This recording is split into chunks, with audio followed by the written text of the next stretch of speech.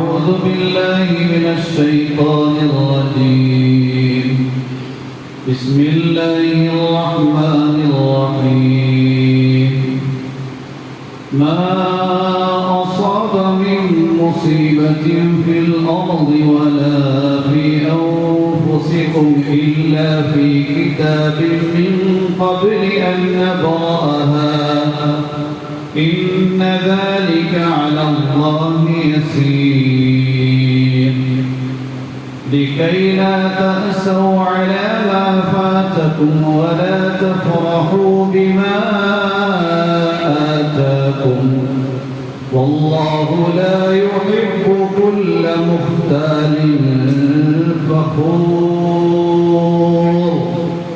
صدق الله العظيم إنما الأعمال بالنيات وإنما لامرئ ما نوى فمن كانت هجرته إلى دنيا يصيبها أو إلى امرأة ينكحها فهجرته إلى ما هاجر إليه صدق رسوله النبي الكريم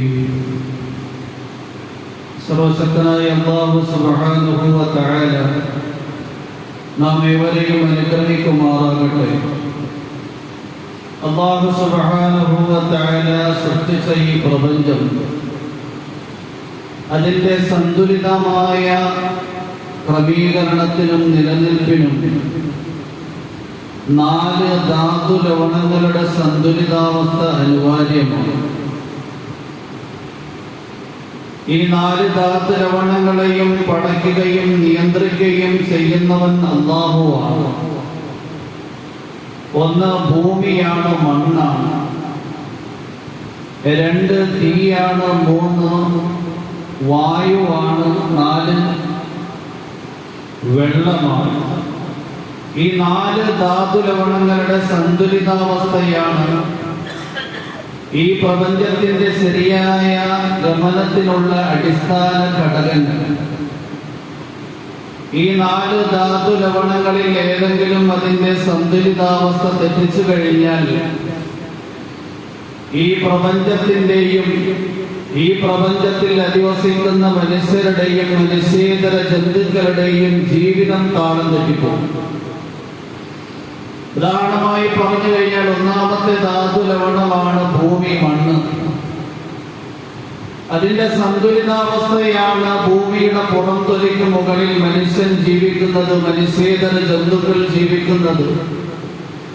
മനുഷ്യൻ നിർമ്മിച്ചിരിക്കുന്ന ധാരാളം മണിസൗധങ്ങൾ, മനുഷ്യൻ ഉണ്ടാക്കി വച്ചിരിക്കുന്ന ധാരാളം ഫാക്ടറികൾ, മറ്റ് നിർമ്മാണങ്ങൾ. ഇത് ശരിയായി നിലനിൽക്കണമെങ്കിൽ ഭൂമിയുടെ സന്തുലിതാവസ്ഥ അനിവാര്യമാണ്. എപ്പോഴെങ്കിലും ഭൂമി അതിന്റെ സന്തുലിതാവസ്ഥയിൽ നിന്ന് വ്യതിചലിച്ചുകൊണ്ട് ഭൂകമ്പമായി, ഭൂമി കുലുക്കമായാൽ മനുഷ്യനും മനുഷ്യേതര ജന്തുക്കളും മനുഷ്യൻ നിർമ്മിച്ചിരിക്കുന്ന എല്ലാ സംവിധാനങ്ങളും നശിക്കുന്നതിന് കാരണമായിരിക്കും. ഭൂമി കുലുക്കവും ഭൂകമ്പവുമുള്ള പ്രദേശങ്ങളിൽ മനുഷ്യനും മനുഷ്യേതര ജന്തുക്കൾക്കും മനുഷ്യൻ നിർമ്മിച്ചു വെച്ചിരിക്കുന്ന വസ്തുക്കൾക്കും നാശം സംഭവിക്കുന്നത് നാം കണ്ടുവരാറുണ്ട്. രണ്ടാമത്തെ ധാതു ലവണമാണ് തീ. ഇത് സന്തുലിതാവസ്ഥയിൽ നിന്ന് വ്യതിചലിക്കുമ്പോഴാണ് അഗ്നിപർവ്വത സ്ഫോടനങ്ങളും പർവ്വതങ്ങളിൽ നിന്ന് ചൂടുള്ള ലായനിയാകുന്ന ലാവയും പൊട്ടിപ്രവഹിക്കുന്നത്. അതിലൂടെ എത്രയോ മനുഷ്യർക്കും മനുഷ്യൻ നിർമ്മിച്ചു വെച്ചിരിക്കുന്ന മണിസൗധങ്ങൾക്കും നാശം സംഭവിക്കുകയാണ്. ഉമർ ഫാറൂഖ് റളിയല്ലാഹു അൻഹുവിന്റെ ഖിലാഫത്ത് കാലത്ത് മദീനയിൽ ഒരു പർവ്വതത്തിൽ നിന്ന് ലാവ പൊട്ടിപ്പുറപ്പെടുകയുണ്ടായി. അത് വന്ന വഴിയിലുണ്ടായിരുന്ന വസ്തുക്കളൊക്കെ നശിപ്പിച്ച് നാമാവിശേഷമാക്കിക്കൊണ്ടേയിരുന്നു. ഉമർ ഫാറൂഖ് റളിയല്ലാഹു അൻഹു മസ്ജിദുൻ നബവിയിൽ വന്ന് തമീമുദ്ദാരി റളിയല്ലാഹു അൻഹുവിനെ വിളിച്ചു. തമീമുദ്ദാരി റളിയല്ലാഹു അൻഹുവിനോട് പറയുകയുണ്ടായി, ആ ലാവയെ വന്ന പർവ്വതത്തിലേക്ക് തന്നെ മടക്കി അയക്കണം. തമീമുദ്ദാരി റളിയല്ലാഹു അൻഹു ആ ലാവയുടെ അടുക്കലേക്ക് പോയി. ലാവയാണ് എങ്കിൽ മദീനയിലുണ്ടായിരുന്ന വസ്തുക്കളൊക്കെ നശിപ്പിച്ചുകൊണ്ട് മദീനയിലേക്ക് കടന്നു വന്നുകൊണ്ടേയിരിക്കുകയാണ്. കൈകൊണ്ട് ഇശാറ ചെയ്തു. ലാവ മടങ്ങിപ്പൊക്കൊണ്ടേയിരുന്നു. തമീമുദ്ദാരി റളിയല്ലാഹു അൻഹു പിന്നാലെ കൂടി വന്ന പർവ്വതത്തിന്റെ ഉള്ളിലേക്ക് ആ ലാവയെ കടത്തിവിടുകയുണ്ടായി. ഇന്ന് ആ പർവ്വതത്തിന്റെ അടുക്കൽ പോയി കഴിഞ്ഞാൽ ആ പർവ്വതത്തിന്റെ ഏതാനും ഭാഗങ്ങൾ മാത്രമേ ഉള്ളൂ. പാറക്കല്ലി കൊണ്ട് മുഖരിതമായ ആ പർവ്വതം അതിന്റെ ഉള്ളിലുണ്ടായിരുന്ന താപനിലയുടെ സമ്മർദ്ദത്തിന്റെ പേരിൽ അതിൽ നിന്ന് പൊട്ടി ലാവയായി പ്രവഹിച്ചു കഴിഞ്ഞപ്പോ ആ പാറക്കല്ലുകൾ ഒരു മൺകൂന പോലെയായി. 1000 വർഷങ്ങൾ കഴിഞ്ഞു. അത് പൊടിഞ്ഞതിന്റെ അല്പഭാഗം മാത്രമാണ് ഇപ്പൊ മദീനയിലുള്ളത്. ഇപ്പോഴും പോയി കഴിഞ്ഞാൽ നമുക്ക് കാണാൻ പറ്റും അതൊരു പാറക്കല്ലുണ്ടായിരുന്ന പർവ്വതം എന്ന് തോന്നില്ല, ഒരു മൺകൂണയായിട്ടാണ് തോന്നുന്നത്. അതിന്റെ സന്തുലിതാവസ്ഥയിൽ നിന്ന് വ്യതിചലിക്കുമ്പോൾ അഗ്നിപർവ്വത സ്ഫോടനങ്ങളായി പർവ്വതങ്ങളിൽ നിന്ന് ചൂടുള്ള ലായനിയാകുന്ന ലാവ പ്രവഹിപ്പിച്ചുകൊണ്ട് മനുഷ്യന്റെ ജീവിതത്തിനെ അത് താറുമാറാക്കുകയാണ്. മൂന്നാമത്തെ ധാതു ലവണമാണ് കാറ്റ്. ഈ കാറ്റിന്റെ സന്തുലിതാവസ്ഥയാണ് മനുഷ്യൻ സഞ്ചരിക്കുന്ന കപ്പലുകൾ സമുദ്രത്തിലൂടെ ശരിയായ നിലയിൽ യാത്ര ചെയ്യുന്നത്. അഥവാ സമുദ്രത്തിലെ കാറ്റ് നിശ്ചലമായി പോവുകയാണ് എങ്കിൽ സമുദ്രത്തിലൂടെ സഞ്ചരിക്കുന്ന കപ്പലുകൾ അങ്ങനെ തന്നെ സമുദ്രത്തിന്റെ പ്രതലത്തിൽ നിശ്ചലമായി നിന്നുപോകുമെന്ന് ഖുർആൻ പറയുന്നു.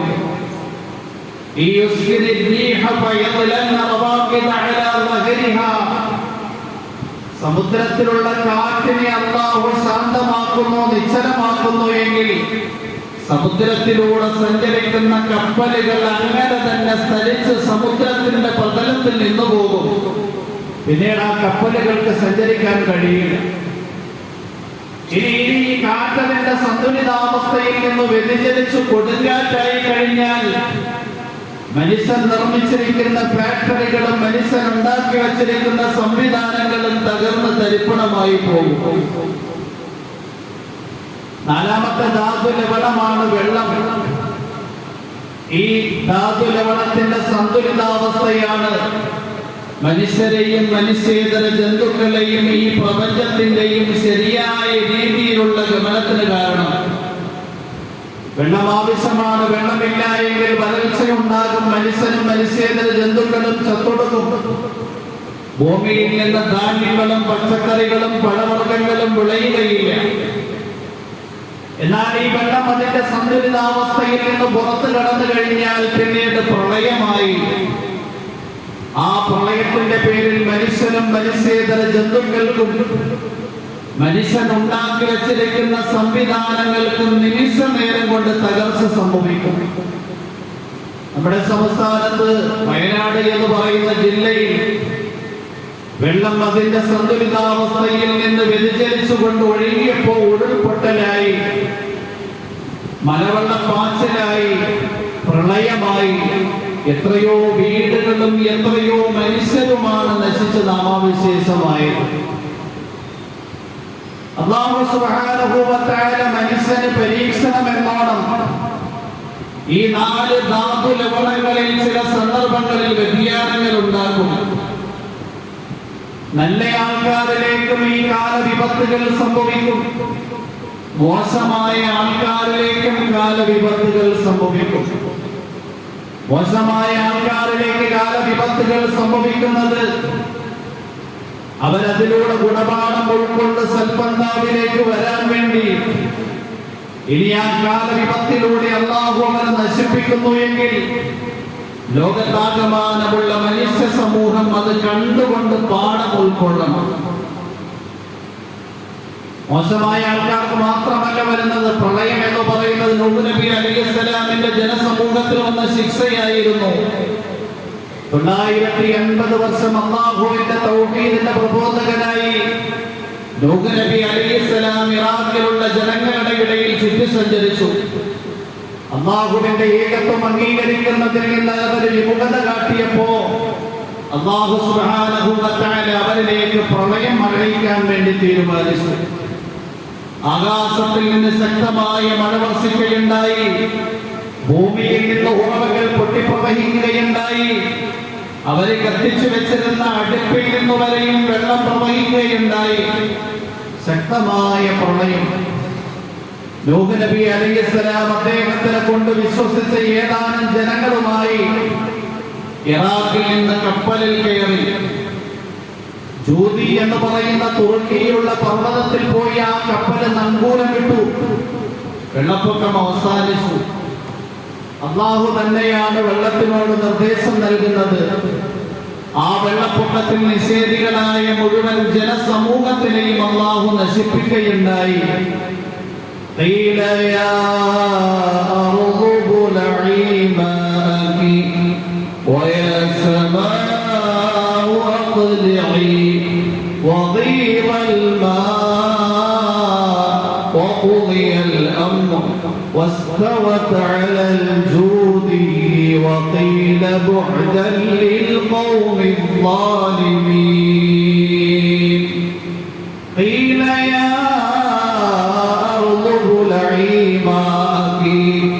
അല്ലാഹു ഭൂമിയോട് പറയുകയാണ്, ഈ ഭൂമിയെ നീ നിന്റെ പുറത്തേക്ക് പുറത്തുള്ള വെള്ളമെല്ലാം കുടിക്കുക, വിഴുങ്ങുക.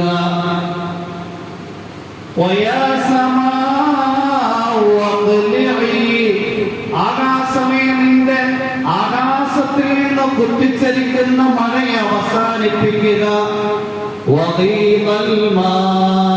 വെള്ളം വറ്റിക്കപ്പെട്ടു. അല്ലാഹുവിന്റെ തീരുമാനം നടപ്പാക്കപ്പെട്ടു. അല്ലാഹുവിന്റെ നിർദ്ദേശപ്രകാരം ഭൂമിയിൽ നിന്ന് പ്രവഹിച്ച വെള്ളം അങ്ങനെ തന്നെ നിലച്ചു. ആകാശത്തിൽ നിന്ന് വർഷിച്ച കുത്തിച്ചൊരിക്കുന്ന മഴയും അങ്ങനെ തന്നെ നിലച്ചു. ഭൂമിയോട് വെള്ളം വറ്റിക്കാൻ വേണ്ടി പറഞ്ഞപ്പോൾ വെള്ളം വറ്റിപ്പോയി. وقيل بعدا للقوم الظالمين. അക്രമകാരികളായ ജനതയോട് നാശം എന്ന് പറയപ്പെട്ടു. ഒരൊറ്റ നിഷേധി പോലും ഭൂമിയുടെ പുറത്തൊലിക്ക് മുകളിൽ അവശേഷിക്കും. അല്ലാഹു സുബ്ഹാനഹു വ തആല ഇങ്ങനെ ഈ 4 ധാതുലവണങ്ങളുടെ സന്തുലിതാവസ്ഥ തെറ്റിച്ചുകൊണ്ട് നിഷേധികളെ, അല്ലാഹുവിനെ അംഗീകരിക്കാത്തവരെ കൈകാര്യം ചെയ്തിട്ടുണ്ട്. ഇതുപോലെ തന്നെ അല്ലാഹുവിനെ അംഗീകരിക്കുന്ന വിശ്വാസികളിലേക്കും അല്ലാഹു സുബ്ഹാനഹു വ തആല ഇങ്ങനെയുള്ള കാലവിപത്തുകൾ അയച്ചിട്ടുണ്ട്. അല്ലാഹുവിന്റെ പ്രവാചകൻ മുഹമ്മദ് മുസ്തഫ സല്ലല്ലാഹു അലൈഹി വസല്ലം നിങ്ങൾ 25-ാമത്തെ വയസ്സിൽ മക്കയിൽ ശക്തമായ ഒരു പ്രളയം ഉണ്ടായി. ആ പ്രളയത്തിൽ അല്ലാഹു സുബ്ഹാനഹു വ തആല എത്ര ശക്തമായ പ്രളയമാണ് അയച്ചത്. വിശുദ്ധ കഅബയുടെ ഭിത്തികൾ തകർന്നുപോയി. മക്കയിൽ അന്നുണ്ടായിരുന്ന മുശ്രിക്കീങ്ങൾ ഒരുമിച്ച് കൂടി നിൽക്കുന്ന ഭിത്തികളാണ് എങ്കിൽ അപകട സാധ്യതയുള്ളതാണ്. അത് എപ്പോഴും മറിഞ്ഞ താഴേക്ക് നിലംപതിക്കാൻ സാധ്യതയുണ്ട്. അതുകൊണ്ട് നമുക്ക് പുനർനിർമ്മാണ പ്രക്രിയ നടക്കും. അങ്ങനെ വിശുദ്ധ കഅബയെ നബിതങ്ങളുടെ 25-ാമത്തെ വയസ്സിൽ പ്രളയത്തിൽ നശിച്ചപ്പോൾ അതിന് വീണ്ടും പുനർനിർമ്മാണ പ്രക്രിയ നടത്തി അതിനെ പുനർനിർമ്മിക്കുകയുണ്ടായി. ഇങ്ങനെ മനുഷ്യർക്ക് പരീക്ഷണം എന്നോണം അല്ലാഹു സുബ്ഹാനഹു വ തആല 4 ധാതുലവണങ്ങളിൽ സംഭവിപ്പിക്കുന്ന വ്യതിയാനങ്ങൾ അതിന്റെ സന്തുലിതാവസ്ഥയിൽ നിന്ന് അതിനെ താളം തെറ്റിക്കുക എന്നതാണ് കാലവിപത്ത് എന്നും പ്രകൃതി ദുരന്തം എന്നൊക്കെ നാം പറയുന്നത്. ഇത് പരീക്ഷണം എന്നോണം അല്ലാഹു സുബ്ഹാനഹു വ തആല ജനങ്ങളിലേക്ക് അയച്ചുകൊണ്ടേയിരിക്കും. ഖുർആനിൽ അല്ലാഹു പറയുകയാണ്, ഇന്നാ ഖലഖനൽ ഇൻസാന മിൻ നുത്ഫത്തിൻ അംശാജിൻ നബ്തലീഹി.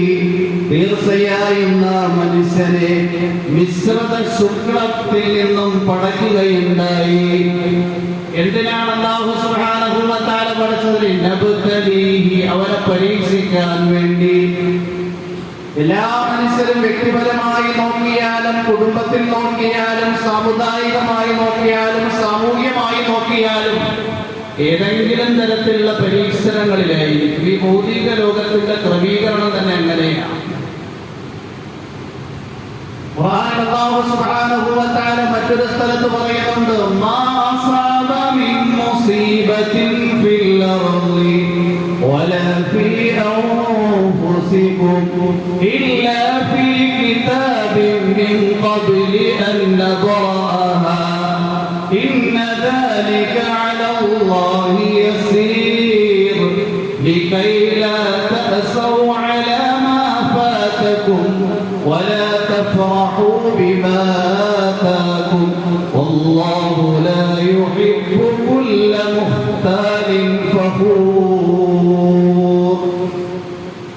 പരീക്ഷ അള്ളാന്റെ ഭാഗത്തു നിന്നാണ് എന്ന് ബോധ്യപ്പെടുമ്പോ എന്തെങ്കിലും പരീക്ഷണത്തിൽ എന്തെങ്കിലും നഷ്ടപ്പെടുമ്പോൾ ഹൃദയത്തിൽ ദുഃഖം ഉണ്ടാവൂല, ഇല്ലെങ്കിൽ വല്ലാത്ത ദുഃഖമുണ്ടായി മാനസിക സംക്രമത്തിലായി പോകും, മാനസിക രോഗിയായി പോകും. അള്ളാഹു എന്തെങ്കിലും അനുഗ്രഹങ്ങൾ കിട്ടുമ്പോൾ വല്ലാതെ സന്തോഷിക്കൂല, കാരണം പടച്ചു തീരുമാനിച്ച് ഈ അനുഗ്രഹത്തിന് എടുക്കുമെന്ന ചിന്ത ഉണ്ടാകും. ഖുർആനിൽ അല്ലാഹു പറയുന്നുണ്ട്, മാ അസാബ മിൻ മുസീബത്തിൻ ഫിൽ അർളി, ഭൂമിയിൽ ഒരു പരീക്ഷണങ്ങളും വരുന്നില്ല. അത് കാലവിപത്താകട്ടെ, പ്രളയമാകട്ടെ, ഉരുൾപൊട്ടലാകട്ടെ, മലവെള്ളപ്പാച്ചിലാകട്ടെ, വലാ ഫീ അൻഫുസികും, നിങ്ങളുടെ ശരീരങ്ങളിലും ഒരു പരീക്ഷണങ്ങളും വരില്ല. ഇല്ലാ ഫീ കിതാബിൻ ഖബല അൻ നബറഅഹാ, നാം ആ പരീക്ഷണങ്ങളെ ഉണ്ടാക്കുന്നതിന് മുമ്പ് നേരത്തെ അത് തീരുമാനിച്ച് രജിസ്റ്റർ ചെയ്തു വെച്ചിട്ടല്ലാതെ. വയനാട് യാദർശികമായി ഉണ്ടായ പ്രളയമല്ല, ഉരുൾപൊട്ടല്ല, നേരത്തെ പടച്ചവൻ തീരുമാനിച്ചു വെച്ചതാണ്. ഇന്ന ദാലിക അലല്ലാഹി യസീർ, മനുഷ്യൻ അവന്റെ ടെക്നോളജിയിലൂടെ എന്തിലേക്കും എത്തിപ്പിടിക്കാൻ കഴിയുമെന്ന് ഭാവിക്കുമ്പോഴും അല്ലാഹുവിന് ഇതൊക്കെ വളരെ എളുപ്പമായ കാര്യമാണ്. എന്തുകൊണ്ട് അല്ലാഹു സുബ്ഹാനഹു വ തആല നേരത്തെ തീരുമാനിച്ചു എന്ന് മനുഷ്യരോട് അറിയിക്കുന്നത്? ലികൈ ലാ തഅസൗ അലാ മാ ഫാതകും, നിങ്ങൾക്ക് നഷ്ടപ്പെട്ടു പോയ വീടുകളുടെ പേരിൽ, നിങ്ങൾക്ക് നഷ്ടപ്പെട്ടു പോയ ഭൗതിക അനുഗ്രഹത്തിന്റെ പേരിൽ നിങ്ങൾ ദുഃഖിതരായി മാനസിക സംക്രമത്തിലായി പോകാതിരിക്കാൻ വേണ്ടി, മാനസിക രോഗിയായി പോകുന്നത് പുറത്തു തീരുമാനിച്ചതാണ്. ولا تفرحوا بما آتاكم, നിങ്ങൾ ഒരു സ്ഥലത്ത് നടക്കുന്ന കാലവിപത്തുകളെ കാണുമ്പോ ഈ കാലവിപത്ത് നമ്മുടെ പ്രദേശത്തിലേക്കും ഓടിയെത്താം, നമ്മുടെ വീടുകളുടെ ഉള്ളിലേക്കും വെള്ളം ഇരച്ചു കയറാം. നിങ്ങൾക്ക് കിട്ടിയ അനുഗ്രഹത്തിന്റെ പേരിൽ വല്ലാതെ ആഹ്ലാദിക്കാതിരിക്കാൻ വേണ്ടി പരീക്ഷണങ്ങൾ ഇങ്ങനെ അയച്ചുകൊണ്ടേയിരിക്കും. ഈ സന്ദർഭത്തിൽ ഈ പരീക്ഷണങ്ങളോട്, കാലവിപത്തുകളോട്, ഈ പ്രകൃതി ദുരന്തങ്ങളോട് മനുഷ്യൻ 4 സമീപനം നടത്തും. ലോക ചരിത്രം പരിശോധിച്ചു കഴിഞ്ഞാൽ 4 നിലയിലുള്ള സമീപനം നടത്തിയവരെ കാണാൻ പറ്റും.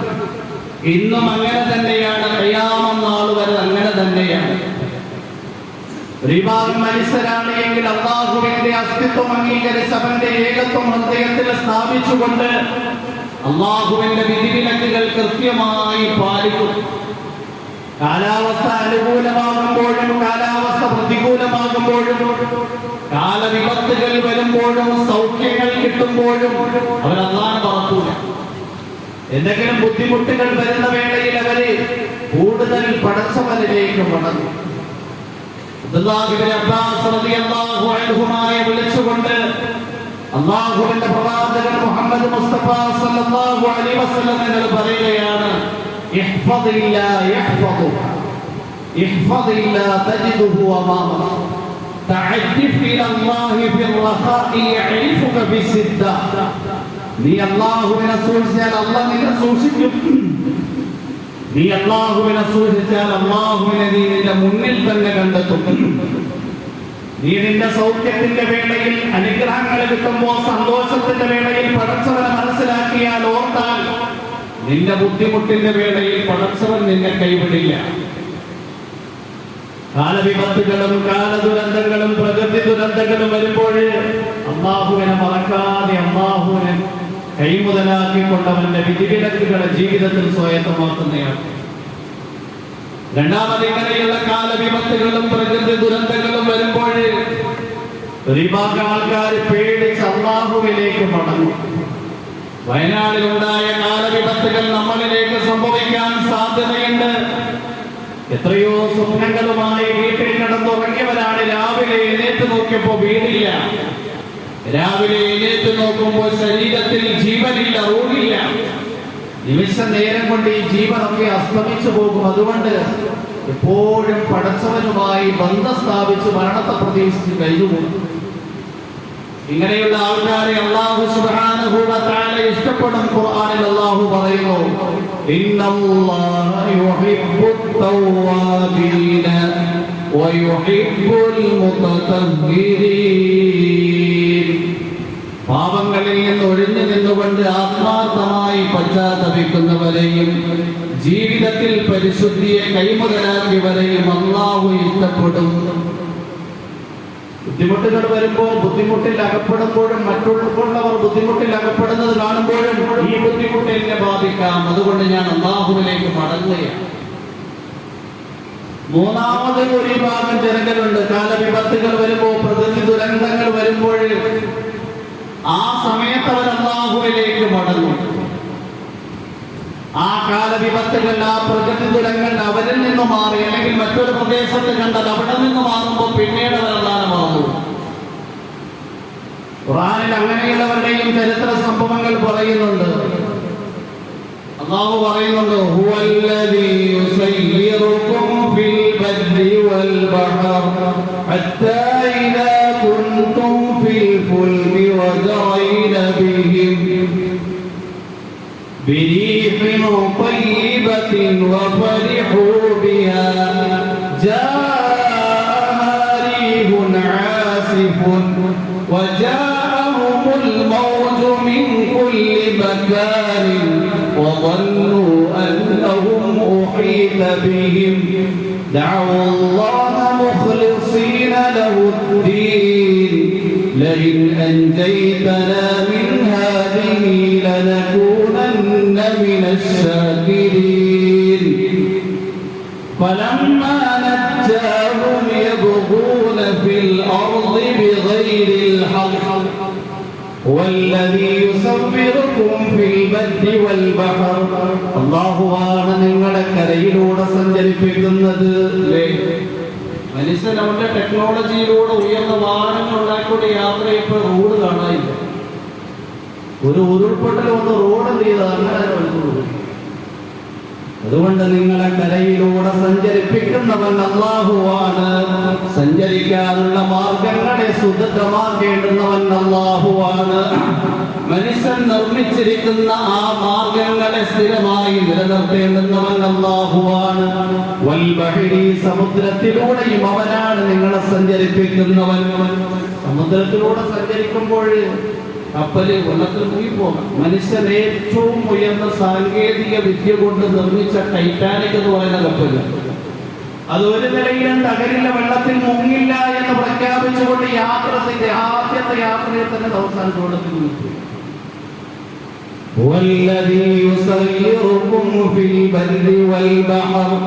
അല്ലാഹുവാണ് കരയിലൂടെയും കടലിലൂടെയും നിങ്ങളെ യാത്ര ചെയ്യിക്കുന്നവൻ. حتى إذا كنتم في الفلك وجرين بهم بريح طيبة അങ്ങനെ നിങ്ങൾ കപ്പലിലൂടെ സമുദ്രത്തിലൂടെ സഞ്ചരിക്കുമ്പോൾ ആ കപ്പലിനെ നല്ല കാറ്റ് സമുദ്രത്തിലൂടെ സഞ്ചരിപ്പിക്കുകയാണ്. ആ കപ്പലിൽ യാത്ര ചെയ്യുന്നവര് സന്തോഷത്തിന്റെ ദിവസത്തിൽ തുള്ളിച്ചാടുമ്പോ ഒരു കൊടുങ്കാറ്റ് ആ സമുദ്രത്തിലേക്ക് അടിച്ചു വീശുകയാണ്.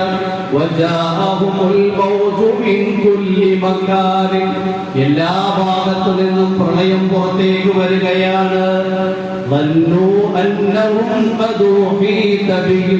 അവര് ഭാവിച്ചു തീർച്ചയായും ഈ കപ്പലിനെ ആ വെള്ളം ആവരണം ചെയ്യപ്പെടുമെന്ന്, കപ്പൽ വെള്ളത്തിൽ മുങ്ങിപ്പോകുമെന്ന്.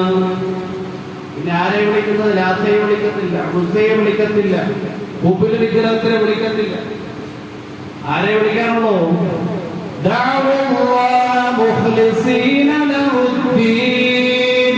നിഷ്കളങ്കമായി അല്ലാഹുവിനെ അവർ വിളിക്കുകയാണ്. അല്ലാഹുവേ, അകപ്പെട്ടുപോയി. കാലവിധത്തിൽ നിന്ന് ഞങ്ങളെ നീ രക്ഷപ്പെടുത്തിയാൽ, ഈ പ്രളയത്തിൽ നിന്ന് ഞങ്ങളെ നീ രക്ഷപ്പെടുത്തിയാൽ, ഞങ്ങൾ നന്ദി രേഖപ്പെടുത്തുന്നവരാകാം. ഞങ്ങൾ നന്നായിക്കൊള്ളാം. നിന്റെ അസ്തിത്വത്തെ അംഗീകരിക്കാം, നിന്റെ ഏകത്വത്തെ അംഗീകരിക്കാം, നിന്റെ വിധിവിലക്കുകളെ പൂർത്തീകരിച്ചുകൊണ്ട് ജീവിതം നയിക്കാം. അള്ളാഹു അവരങ്ങനെ രക്ഷപ്പെടുത്തി.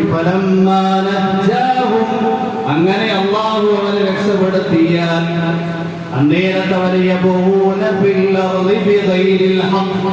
അന്യായമായി ഭൂമിയിൽ വഴികേടുകൾ പ്രവർത്തിക്കും. പാലം കടക്കുന്നവരെ രാമായണം, പാലം കടക്കുന്ന പോരായണം. കള്ളു കുടിച്ചിട്ട് ചെറിയൊരു പാലത്തിലൂടെ നടന്നു പോവുക. ഒരു പോസ്റ്റ് കൊണ്ട് നിർമ്മിച്ച പാലത്തിലൂടെ പുഴയുടെ മൂട് ഇയാളാണെങ്കിൽ കറങ്ങി കറങ്ങി നിൽക്കുക, എപ്പോഴും താഴെ വീഴാൻ സാധ്യതപ്പോ രാമായണം പാലം കടന്നു കഴിഞ്ഞാൽ പിന്നെ പോരായണം എന്ന് പറഞ്ഞാൽ നമുക്ക് ബുദ്ധിമുട്ടുകളും പ്രയാസങ്ങളും പ്രതിസന്ധികളും വരുമ്പോ അല്ലാഹ് എന്ന് വിളിക്കും. നിസ്കരിക്കാൻ പള്ളിയിലുണ്ടാവും. ഇതെല്ലാം കഴിഞ്ഞ് നല്ല സൗഖ്യവും അനുഗ്രഹങ്ങളും കിട്ടുമ്പോൾ പിന്നെ പള്ളിയില്ല, നിസ്കാരമില്ല. അല്ലാഹു കാക്കുമാർ. ഇദാ മസ്സൽ ഇൻസാന ദുർറുൻ ദഅ റബ്ബഹു മുനീബൻ ഇലൈഹി. മനുഷ്യൻ എന്തെങ്കിലും ബുദ്ധിമുട്ടുകൾ വരുമ്പോൾ അവൻ അല്ലാഹുവിലേക്ക് ഖേദിച്ചവനായി അല്ലാഹുവിനെ വിളിക്കുന്നു. പിന്നീട് അല്ലാഹു ആ ബുദ്ധിമുട്ടുകൾ മാറ്റി അവന് അനുഗ്രഹങ്ങൾ നൽകുമ്പോ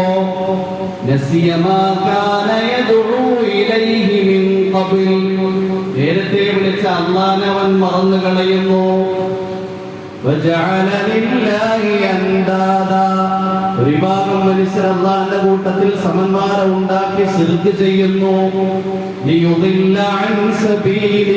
അല്ലാഹുവിന്റെ മാർഗത്തിൽ നിന്ന് അവർ തെന്നിപ്പോകാൻ. അല്ലാഹു സുബ്ഹാനഹു വ തആല നമ്മളെ കാക്കുമാറാകട്ടെ. കാലവിപത്തുകളും പ്രകൃതി ദുരന്തങ്ങളും വരുമ്പോൾ മൂന്നാമതൊരു വിഭാഗം ആൾക്കാർ ആ ബുദ്ധിമുട്ടിൽ അകപ്പെട്ടു പോയ രക്ഷപ്പെടാൻ വേണ്ടി അല്ലാഹു റസൂൽ എന്നൊക്കെ വിളിക്കും. ഇത് കഴിഞ്ഞാൽ പിന്നെ പഴയ ജീവിതം. കാലവിപത്തുകളും പ്രകൃതി ദുരന്തങ്ങളും വരുമ്പോൾ ലോകത്തുള്ള മനുഷ്യര് നാലാമതൊരു വിഭാഗം മനുഷ്യർ കഴിഞ്ഞുകൊണ്ട് എന്നുണ്ടാവും. എന്ത് വന്നു കഴിഞ്ഞാലും അവർക്കൊരു കുരുക്കും ഉണ്ടാവത്തില്ല. പ്രളയം വന്ന് പടച്ചോലേക്ക് മടങ്ങും. ഉരുൾപൊട്ടി വീടുകൾ നശിച്ചു, മനുഷ്യർ മരിക്കുന്നു. ഇത് നല്ല ആൾക്കാർ മരിക്കുന്നില്ല. അതുകൊണ്ട് ഇതൊന്നും കുഴപ്പമുള്ള കാര്യം അല്ലാഹു കാക്കുമാറാണ്. അല്ലാഹുവിന്റെ പ്രവാചകൻ മുഹമ്മദ് മുസ്തഫ സല്ലല്ലാഹു അലൈഹി വസല്ലം തങ്ങളുടെ നബുവത്തിന്റെ കാലത്ത് നബിതങ്ങളുടെ നബുവത്ത് അംഗീകരിക്കാത്തതിന്റെ പേരിൽ മക്കാ മുശ്രിക്കീങ്ങൾക്ക് വലിയ ഒരു വിപത്ത് സംഭവിച്ചു. കാലവിപത്ത്.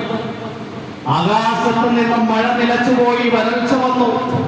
ആ വരൾച്ചയുടെ പേരിൽ അവിടെ മൃഗങ്ങൾ ചത്തൊടുങ്ങാൻ തുടങ്ങി. ധാന്യങ്ങളില്ല. മൃഗങ്ങളുടെ തോലുകൾ കഴിക്കേണ്ടുന്ന ദാരുണമായ അവസ്ഥ വന്നപ്പോൾ അബൂ സുഫിയാന്റെ നേതൃത്വത്തിലുള്ള മക്കാ മുശ്രിക്കീങ്ങൾ പറഞ്ഞു, നമുക്ക് മദീനയിൽ പോയി മുഹമ്മദിനെ കൊണ്ട് ദുആ ചെയ്യും. അങ്ങനെ അവരെന്ത് ചെയ്ത് റസൂലുള്ളാഹി സ്വല്ലല്ലാഹു അലൈഹി വസല്ലം അടുത്ത് വന്നു. നബിതങ്ങളോട് പറഞ്ഞ്, ഞങ്ങൾ വലിയ ബുദ്ധിമുട്ടില്ല, മഴയൊന്നും കിട്ടുന്നില്ല, നിങ്ങൾ ദുആ ചെയ്ത് കഴിഞ്ഞാൽ മഴ പെയ്യും. നബിതങ്ങൾ ചിന്തിച്ചില്ലേ, യൗമാര് നാട്ടിൽ നിന്നുകൊണ്ട് ദീനി പ്രബോധനം ചെയ്യാൻ അനുവദിക്കാത്ത ആൾക്കാരാണ്. യൗമാർക്ക് പടച്ചോൻ നൽകിയ ശിക്ഷ യൗമാർ അനുഭവിക്കട്ടെന്നല്ല പറഞ്ഞത്. അങ്ങനെയല്ല നമ്മൾ പറയേണ്ടത്. ചിലപ്പോ എന്തെങ്കിലും കെടുതികൾ വരും. ദീനിനോട് നീരസമുള്ള ആൾക്കാർക്കായിരിക്കും കാലവിപത്ത് സംഭവിക്കുന്നത്. ദീനിന്റെ ശത്രുക്കൾക്കായിരിക്കും കാലവിപത്ത് സംഭവിക്കുന്നത്. പക്ഷേ ഇസ്ലാം പഠിപ്പിക്കുന്ന മാനുഷിക ധർമ്മമാണ് അവർക്ക് ഉപകാരം ചെയ്യുക. നബിതങ്ങൾ ദുആ ചെയ്യുന്ന പടച്ചവനെ, മക്കക്കാർക്ക് നീ മഴ നൽകണമേ. ആകാശത്ത് മഴ കിട്ടും. എന്നിട്ടെങ്കിലും ഉമ്മര് മാറില്ലേ? ഖുർആൻ പറയാ, വലഖദ് അഖദിനാഹും ബിൽ അദാബി ഫമസ്തകാനൂ ലിറബ്ബിഹിം വമാ യതളറഊൻ. വലഖദ് അഖദിനാഹും ബിൽ അദാബി. തീർച്ചയായും മക്കക്കാരെ നാം കാലവിപത്ത് കൊണ്ട് കൈകാര്യം ചെയ്തു. എന്നിട്ടോ അവര് അല്ലാഹുവിന്റെ മുന്നിൽ കീഴൊതുങ്ങാൻ തയ്യാറായി. അവന്റെ മുന്നിൽ വിനയപ്രകടനത്തിനും തയ്യാറായി. അങ്ങനെയുള്ള മനുഷ്യരുണ്ട്. നമ്മളിങ്ങനെയുള്ള കാലവിപത്തുകളിൽ നിന്ന് ഗുണപാഠം ശ്രദ്ധിക്കണം. ഈ ബുദ്ധിമുട്ടുകളിലും പ്രയാസങ്ങളിലും അകപ്പെട്ടു പോയ ആൾക്കാർക്ക് വേണ്ടി ദുആ ചെയ്യണം. ഏതെല്ലാം തരത്തിൽ സഹായ സഹകരണങ്ങൾ എത്തിക്കാൻ കഴിയുമോ ആ മാർഗങ്ങളിലൊക്കെ സഹായം എത്തിക്കണം. എവിടെ കഴിയുന്ന മനുഷ്യർക്കാണ് എങ്കിലും ഏത് തരത്തിലുള്ള ബുദ്ധിമുട്ടുണ്ടായാലും ആ ബുദ്ധിമുട്ടിൽ നിന്ന് രക്ഷപ്പെടുത്താൻ എന്തെല്ലാം ചെയ്യാൻ കഴിയുമോ അതെല്ലാം ചെയ്യുക എന്നത് ഇസ്ലാം മുസ്ലിമീങ്ങൾക്ക് പഠിപ്പിച്ചിരിക്കുന്ന ഇസ്ലാമിക ധർമ്മം. ലോകത്ത് ഏറ്റവും കൂടുതൽ മാനവികതയെ വിഭാവനം ചെയ്ത ഒരു ആശയം ഇസ്ലാമാണ്. കാലവിപത്ത് വന്നപ്പോൾ നബി തങ്ങൾ സല്ലല്ലാഹു അലൈഹി വസല്ലം തങ്ങളെ ആട്ടിപ്പായിച്ച ആൾക്കാർക്ക് ഏതൊരു ബദ്ദുആ അങ്ങനെ വരണമെന്ന് ആഗ്രഹിച്ചതുമില്ല, ഹൃദയം കൊണ്ട് സന്തോഷിച്ചതുമില്ല. നബി തങ്ങൾ അവർക്ക് മഴ കിട്ടാൻ ദുആ ചെയ്തു. ഇങ്ങനെ നല്ല ആൾക്കാരുണ്ട്, കെട്ട ആൾക്കാരുണ്ട്, പല വിഭാഗത്തിൽപ്പെട്ട ആൾക്കാരുണ്ട്. അവരുടെ വീടുകൾ നശിച്ചു പോയി, അവരുടെ സംവിധാനങ്ങൾ തകർന്നു പോയി. അവർക്ക് ആവശ്യമായ സഹായം എത്തിക്കൽ നമ്മുടെ ബാധ്യതയാണ്. അല്ലാഹുവിന്റെ പ്രവാചകന്റെ കാലഘട്ടത്തിൽ ഇങ്ങനെയുള്ള പ്രളയം ഉണ്ടായിട്ടുണ്ട്. ബുഖാരി ശരീഫിന്റെ റിവായത്താണ്. അനസ് റളിയല്ലാഹു അൻഹു റിവായത്ത് ചെയ്യുന്നു, അല്ലാഹുവിന്റെ പ്രവാചകൻ ജുമുഅയ്ക്ക് മിമ്പറിന്റെ മുകളിൽ ഖുത്ബ ഓതുമ്പോൾ ഒരാൾ പറഞ്ഞു, അല്ലാഹുവിന്റെ റസൂലേ, വരൾച്ച കൊണ്ട് മൃഗങ്ങൾ ചത്തൊടുങ്ങുകയാണ്, മഴയ്ക്ക് ദുആ ചെയ്യണം. നബി തങ്ങൾ മഴയ്ക്ക് ദുആ ചെയ്യുന്നു. മഴ വർഷിച്ചു. ഒരാഴ്ച നിലയ്ക്കാത്ത മഴ, വെള്ളത്തിലോ വീടുകളിലൊക്കെ വെള്ളം കയറി. പിറ്റേ ആഴ്ച നബി തങ്ങൾ മിമ്പറിൽ നിൽക്കുമ്പോൾ ആ സഹാബിയാണോ മറ്റൊരാളാണോ എന്ന അഭിപ്രായ വ്യത്യാസമുണ്ട്. എഴുന്നേറ്റ് നിന്നിട്ട് പറഞ്ഞു, അല്ലാഹുവിന്റെ റസൂലേ, ഇനിയും മഴ പെയ്തു കഴിഞ്ഞാൽ മദീന ഒക്കെ വെള്ളത്തിന്റെ അടിയിലായി പോകും. ദുആ ചെയ്യണം. നബി തങ്ങൾ പ്രളയം മാറാൻ വേണ്ടി ദുആ ചെയ്യുന്നു. എങ്ങനെ ദുആ ചെയ്തത്? അല്ലാഹുമ്മ ഹവാലൈനാ വലാ അലൈനാ, അല്ലാഹുമ്മ വഅലൽ ആകാമി വൽ അദറാ വൽ ദിറാബി വബുതൂനിൽ ഔദിയതി വമനാബിതി സദർ. അല്ലാഹുവേ, ഞങ്ങളുടെ മേൽ മഴ മതി, ഞങ്ങളുടെ മേൽ വേണ്ട. ഞങ്ങളുടെ ചുറ്റുവട്ടം ധാരാളം വരൾച്ചയുള്ള പ്രദേശങ്ങളുണ്ട്, അവിടെയുള്ളവർക്ക് മഴ നൽകണം. മഴ അനുഗ്രഹവും. വാലല്ലാക്കാമി, കുന്നുകളുടെ മേൽ മഴ വർഷിക്കണം, പ്രളയം ഉണ്ടാവൂല. വാലല്ലാബി, ഉയരം കൂടിയ പ്രദേശങ്ങളിലും മഴ വർഷിക്കണം, പ്രളയം ഉണ്ടാവൂല. വാല ബുത്തൂനിൽ ഔദിയത്തി, മലഞ്ചെരുവുകളിൽ മഴ വർഷിച്ചു, പ്രളയം ഉണ്ടാവൂല. വമനാബിതി സദരി, വൃക്ഷങ്ങൾ മുളയ്ക്കുന്നിടത്ത് മഴ അനുഗ്രഹമാണ്. വിലങ്ങൾ ദുആ ചെയ്തു. അതുകൊണ്ട് നമ്മുടെ സ്റ്റേറ്റിൽ ഒരു ജില്ലയിൽ ഉരുൾപൊട്ടലുണ്ടായി, മറ്റൊരു ജില്ലയിൽ, മലപ്പുറം ജില്ലയിലാണ് എങ്കിൽ വലിയ പ്രളയമാണ്. എനിക്കാന്ന് നമ്മുടെ ഒരു സുഹൃത്തിന്റെ മദ്രസയെ കുറിച്ച് അന്വേഷിച്ചപ്പോൾ ഒരു നില വെള്ളത്തിന്റെ അടിയിലായി പോയി, പൊട്ടാൻ വീണു. അപ്പൊ നമ്മൾ എന്ത് ചെയ്യുക? ദുആ ചെയ്യൽ അവർക്ക് വേണ്ടി. പല ജനങ്ങൾ പല നിലയിലുള്ള ആതുര സേവന പ്രവർത്തനങ്ങളുമായി അവിടെ എത്തിക്കഴിഞ്ഞു. സാമ്പത്തികമായി ഫണ്ട് സ്വരൂപിക്കുന്നവരുണ്ട്, ഡയറക്റ്റായിട്ടോ ഇങ്ങനെയുള്ള സംവിധാനങ്ങളുമായി ബന്ധപ്പെട്ടു. ഓരോരുത്തരും കഴിവിന്റെ പരമാവധി സഹായ സഹകരണങ്ങൾ ചെയ്ത് ആ ദുരിതത്തിലും പ്രയാസത്തിലും അകപ്പെട്ടുപോയവരുടെ വിഷയത്തിൽ നാം സാന്ത്വനം നൽകുന്നവരാണ്. തയ്യാറല്ലേ? അല്ലാഹു റഹ്മത്ത് ചെയ്യാനുള്ള ഭാഗ്യം നൽകി അനുഗ്രഹിക്കുമാറാകട്ടെ. വാഹ ദുആഇ അൽഹംദുലില്ലാഹി റബ്ബിൽ ആലമീൻ. അസ്സലാമു അലൈക്കും വറഹ്മത്തുള്ളാഹി വബറകാതുഹു.